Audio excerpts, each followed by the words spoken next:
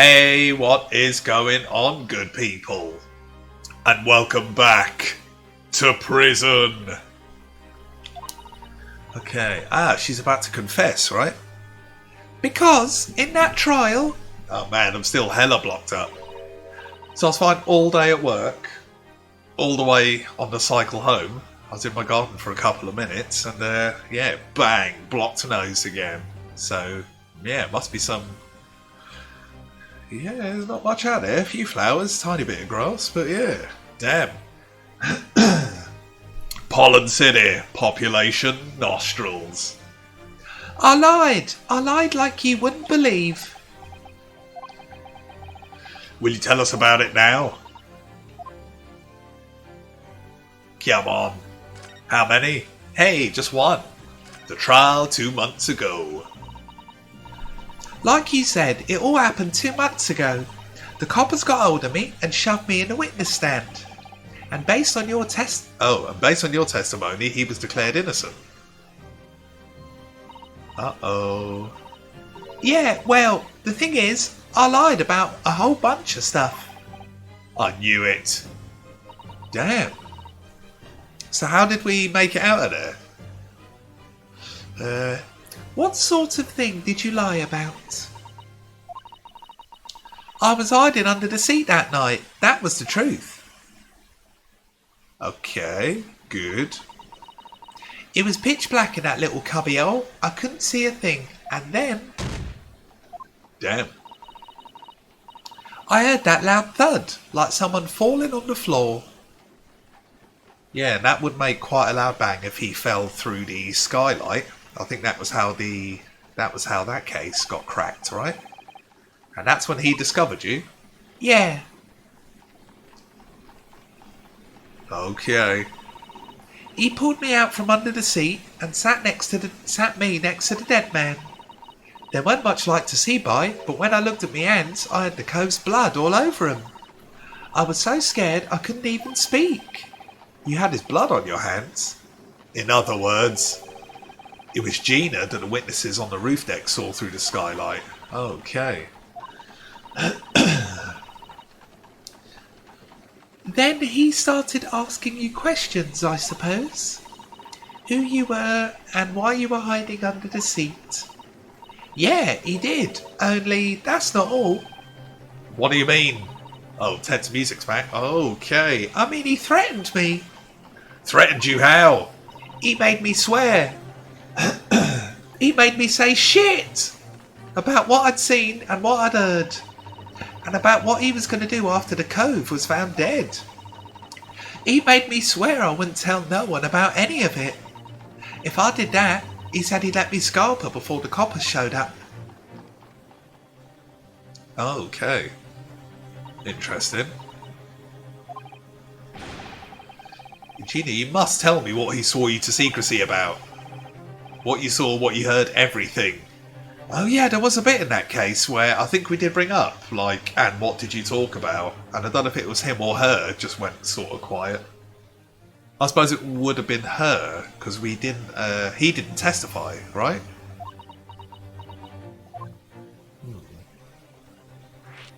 Oh, yo, that's loads. Right, she's probably not going to give much of any of the three of these away, you'd imagine. We may need some sort of evidence to trigger her. Aha! Maybe we should do that first. Well, we got to listen to this first, but yeah. You said it made you swear not to tell anybody what you saw, but you were in the pitch black compartment under the seat the whole time, weren't you? Yes, with him sitting above your head, if I remember correctly. Okay, Iris is awfully quiet for this, which is good. I don't want a third girl's voice, but yeah, interesting. Yeah, that's true, but it was when I heard the thud of the cove hitting the floor. I let out a little scream, see? Couldn't help it. He heard that and dragged me out by my arm, and that's when I saw it. It was on the floor next to the old geezer what had been stabbed. A disc, all bright and shiny. Oh, yo, is that the same disc? A disc? Do you mean? Yeah, that's it. The one what the D took off me at Windybanks. So the music box disc was there on the floor of the omnibus. Why is this so important? What song is it? And there's no way it could be somehow a voice recording. Well, I suppose it's a video game, so you could bloody do anything you want. But yeah, logically, it's just going to be some sort of song. Not for long, he spotted it straight away. He picked it up smartish and stuffed it in his inside pocket. So that disc was in the omnibus 2 months ago at the scene of his murder. Wait, but if he burnt to death in the omnibus, wouldn't that have been found, like, on the corpse or in the bus? Although, no, I suppose when he got arrested, they would have taken it off him. But how has this disc got back into circulation? This is getting weird. Well, and the bog trotter told me I weren't to mutter a word of it to no one. Okay. So she saw the disc. What did she hear? 'Cause it was so dark under that seat in the cab. Oh, I forgot to present the gimmick. I was straining my ears the whole time. After a while, I heard the door and footsteps inside the cabin. Presumably that was him getting on board. Nah, not only him. Oh? 'Cause I could definitely make out the footsteps of 2 people. Oh, what's that? The bricklayer as well? Maybe. In that case, it would likely seem that it was him and the victim. Yeah, that makes sense. Mr. Thrice-Fired Mason. In his testimony during the trial, he claimed he slept during the carriage ride. Oh yeah, and he was like sleeping right on top of her head, right? Okay, tiredness. And your own testimony supported his. Snoring. What? That must be awful. You get on the bus at the very first stop and some dude's just snoring his head off immediately and you're on it till the end of the ride. And then you get stabbed. That's much worse, but yeah. Yeah, that weren't exactly true. Neither of them was asleep. I could hear them talking the whole time in low voices. Oh, were they talking about maybe old Mason owed him money? Interesting. What? What were they talking about? Sorry, I don't know. The sound of the horses and the wheels is too loud. Okay. And of course he swore her to secrecy. But that still tells us something. After he and the victim knew each other. She's still acting a bit shady. So he was lying as I suspected. Now quickly let's slip this in. Present. Here, Gina, look at this. No, Tar. I'm saying you can have it. Oh, okay, right, we saw this before. Oh, someone says I can't have stuff. Yeah. Oh god, nearly mashed A again. Although A would have been examined, so not the worst there. Okay. Foiled. After the event. I knew it weren't going to take long before someone raised the alarm that the bloke had been killed. Yes, you were quite right. The other passengers on the roof deck noticed very quickly. So when the cab came to a stop, he told me to hide back under the seat again. I climbed in and waited. The 2 coves from up top ran off to get the coppers. Yeah, fair playing first. Right, and after they'd gone, he asked the driver to do him a favour. What, Beppo? What? A favour? I'll buy you a pint if you don't tell anyone. Well, he's rich. He'll just buy him, like, a crate of whiskey. Now then, fella, what I need you to do is to take this coat of mine and deposit it with a nearby pawnbroker. And for your troubles, let's see now. Aye, I'll give you 10 guineas. Oh, yo. Hella booze. A nearby pawnbroker, you mean on Baker Street? Right, yeah. So I was thinking earlier, how did this disc even get back into circulation? This is how. That felt like good timing of the coin there. Worked out well. Yep, you got it. It was Winterbanks. The coachee snapped up the money and ran off to pop this coat as fast as he could. Oh yeah, of course, then he gets money for the coat as well, right? So then there was no one left in the carriage. He opened a box under the seat and let me get out of there, but not without conditions. I see. Okay, secret fifth option. I knew it! McGilded's conditions! What are his conditions then? For letting you go free, I mean. Damn, no music. What? Why is she clamming up now? Not telling a soul, not for anything, about what I saw and what I heard. She did just kind of tell us some stuff though, right? And there was something else as well. There's more?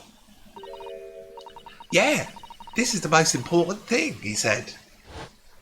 Ting. Oh, yo. Oh, is this probably for her to collect it when she did, right? I'm after sending a coachman on a little errand for me, with some small change in his hand. Now then, did you hear what I asked of him? Did you see anything at all at all? You asked him to go pop your weasel, right? What does that mean? Aye, the fiend's taken me overcoat to deposit of a pawnbroker hereabouts, and I want you, lass, to take the redemption ticket for it. Do you understand? What? You want me to have the ticket? Oh, no wonder she was so adamant, no, please, it's my jacket, I need it, please! That's right, and I'll come fetch it from you later, sometime within the next 2 months. You have to hang on to it until then, is that clear? And whatever you do, don't lose it. Alright then. And in case I might happen to be delayed at all, or dead, you have to go to the pawn shop, Winterbank so it is, and you have to extend the loan after the 2 months is up. If you forget, the article will be forfeited and any old fiend can come along and buy it. Eh? But I ain't got that kind of brass. Here's £5, that should be enough. Better spend it immediately. Do we understand each other, lass? Don't try anything funny now, if you go against me. Yeah, I get it. Good, and one more thing. In a few days from now, you'll be visited by the police, I've no doubt. The coppers? Aye, they'll come asking for you to take the stand in court, to testify as a witness. So let's just have a wee chat about that, shall we? What it is that you might say, and what it is that you won't. Surely we don't need to hear all that. Surely. Surely! Yes, looking good. Yeah, the fade out. Cheeky. Okay, about halfway through. I'm getting peckish, so it may be a slightly smaller episode than usual. After he'd gone over it all, I piked it, got as far away from there as I could. He hid the pawnbroker's ticket in some bushes near the scene. I went to fetch it the next day once it got dark. So he planned it, and coerced her into giving false testimony. God damn, you can just do what you want when you're rich, that's crazy. And ballsy as well, I'm sure you can be rich and ridiculously shy and cool. I bet you're ready to string me up, eh? I lied in that big old courtroom. I told some corkers. The thing is, he said he'd make it so he couldn't live in the East End no more. That's what he threatened me with. Oh, yo, what, just gonna gentrify the area or some crazy shit? What a wicked man. He knew everything what went on in the back slums. He knew we had no one to look after us and we was all just looking out for each other, getting by together. So you mean he would have, in an heartbeat, he could have had the lot of us chased out of there if he wanted. And then where would we have gone, eh? Nowhere, that's where. So, I didn't have no choice. Thank you for telling us everything. I'm sure she hasn't told us everything. See, 2 minutes ago she was like, I won't tell a soul ever. You wouldn't just spill your guts immediately, surely. But I'm for it now, eh? Go on, admit it. You must be livid. Well, you can make amends by doing me a simple favour. A favour? What? Sign the representation papers for tomorrow's trial. Eh? If you don't actually want me to represent you in court, you can rip it up later. But we need that paperwork or we can't investigate. The police won't let us. Investigate what? The scene of the incident last night. He was shot, you see. You what? No, not room temperature water. Anything but that. Okay, not too long to go. Hurley's having a big operation right now, Ginny. Is it bad? Is he going to be alright? He's going to be alright, right? That's why I want to investigate, for his sake as much as anything. Damn, Cesato looks so sad. I suppose that is her hero. Right. So what you're saying is, if I sign that bit of paper, everyone's happy. Is that it? Something like that. Yes, of course. I have the representation papers here.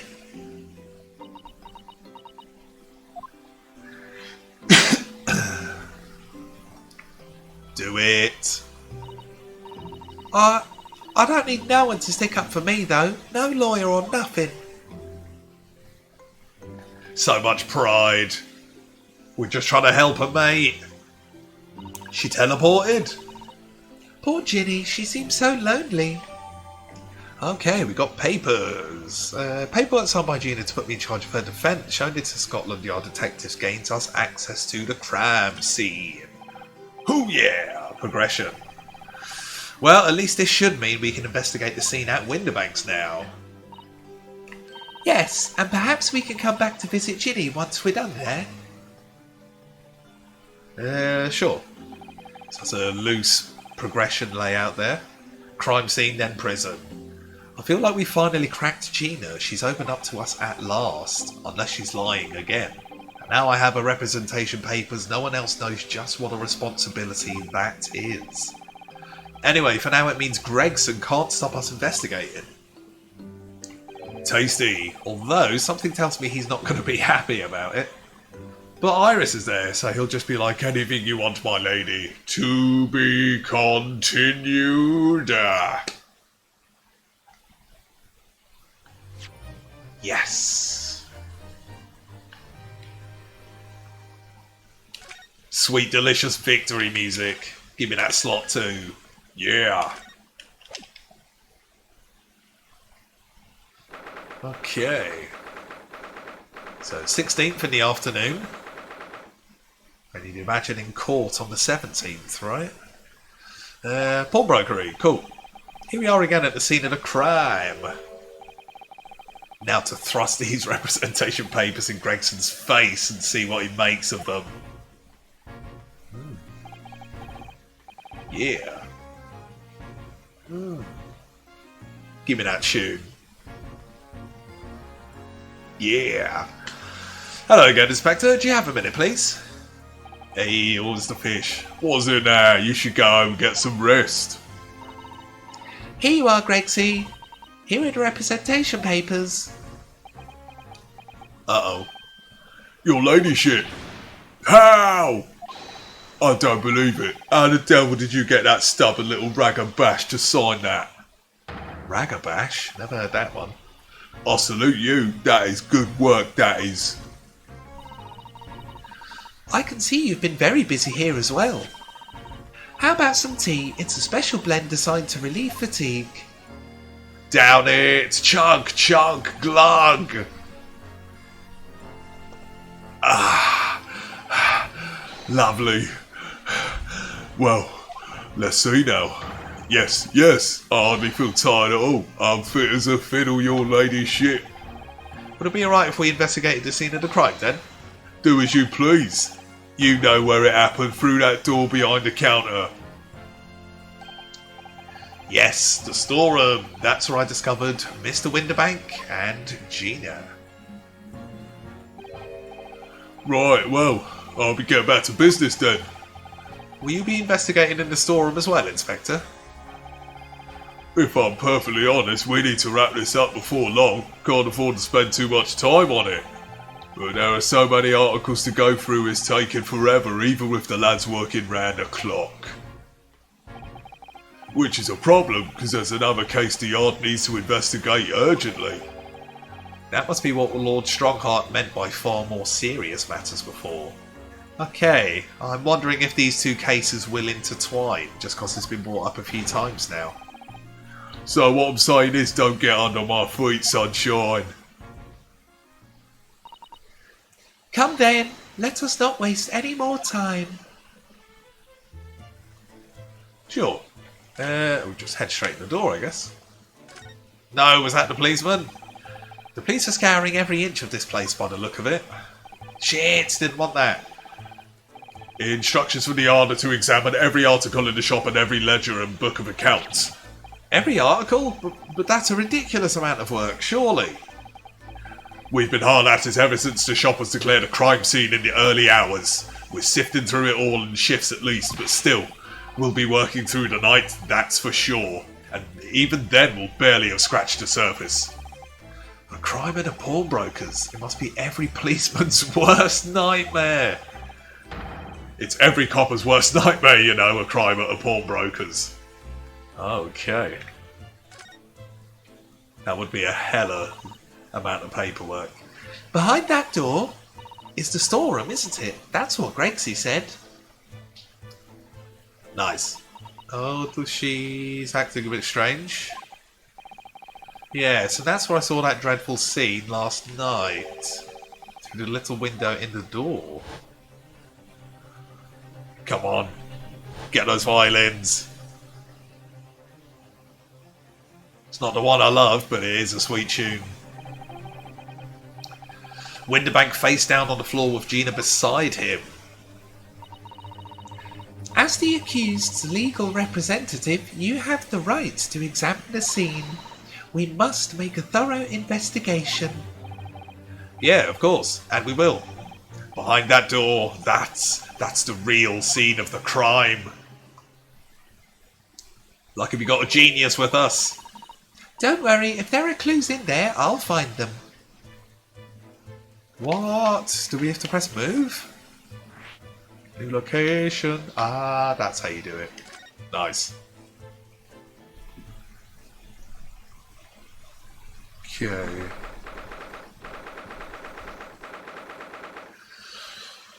Storeroom. Ah, that chest is open. I'm going to guess Sholmes' manuscript is gone. That's the first thing that comes to mind. Poor Iris, she's clammed up completely. Iris is bound to find this difficult. After all, his life was taken in this very room only last night. Damn. The gun! Gregsy, what are you doing in here? Ugh. Did he just immediately leave? Wait, Inspector! What is it now, sunshine? You took one look at me and tried to run away. You think a Scotland Yard inspector would run away from some jumped up little defence lawyer, do you?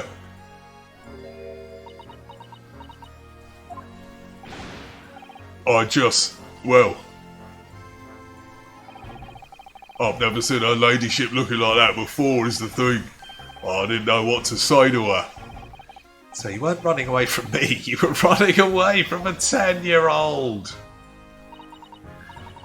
I'm afraid this is all a little much for young Iris. Some gentle reassurance might go a long way, perhaps, Inspector. Eh? Oh, yo, pressure's on. What's he gonna say?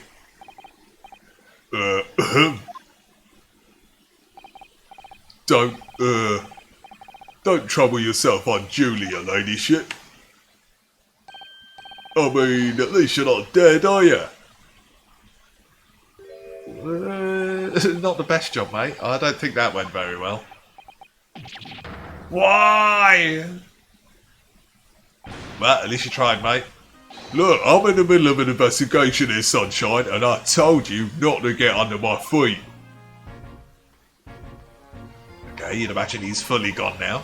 And we have investigating to do ourselves. Yeah, I'd like to hear more of what the socially inept inspector has to say. Oh, Hurley, and inquire into how Mr. Sholmes' operation is going. Okay, right guys, that seems like a tasty place to leave it. Boom! Let's get the old double shave on, just in case.